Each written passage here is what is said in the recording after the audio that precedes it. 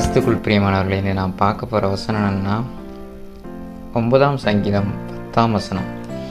கர்த்தாவே, உம்மை தேடுகிறவர்களை நீர் கைவிடுவதில்லை, ஆதலால் உமது நாமத்தை அறிந்தவர்கள் உண்மை நம்பியிருப்பார்கள். கடவுளை நம்ம தேடுறோமா, அவர் நம்மளை கைவிட மாட்டாருங்க. நீங்கள் கைவிடப்பட்ட நிலைமையில் இருக்கீங்களா? கைவிடப்பட்ட நிலைமை ரொம்ப சோர்ந்து போயிருக்கீங்களா? அவரை நீங்கள் தேடும்போது அவர் கைவிடுவதே இல்லை. அவர் கைவிட்ட மாதிரி தெரியும், ஆனால் உங்களை கைவிடவே மாட்டார். அவர் தான் சொல்கிறாங்க, கர்த்தாவே, உம்மை தேடுகிறவர்களை நீர் கைவிடுகிறதில்லை. அவர் நம்ம தேடினா அவர் நம்மளை கைவிடவே மாட்டாருங்க. அதான் அந்த வசனம் உணர்த்துது.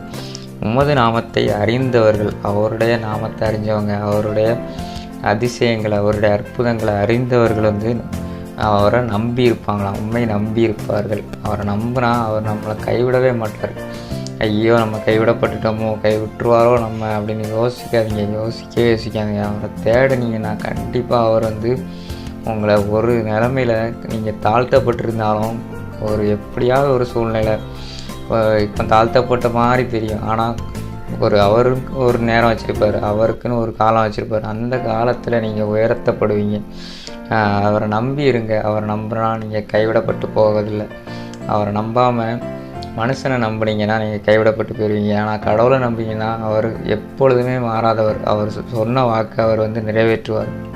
அதான் அந்த வசனம் சொல்லுது, உம்மை தேடுகிறவர்களை நீர் கைவிடுகிறதில்லை, ஆதலால் உமது நாமத்தை அறிந்தவர்கள் உம்மை நம்பி இருப்பார்கள். அவரை நம்பிட்டீங்கன்னா நீங்கள் கைவிடப்பட்டு போகவே மாட்டீங்க. அதான் அந்த வசனம் நமக்கு வாழ்த்துக்கிட்டேன்.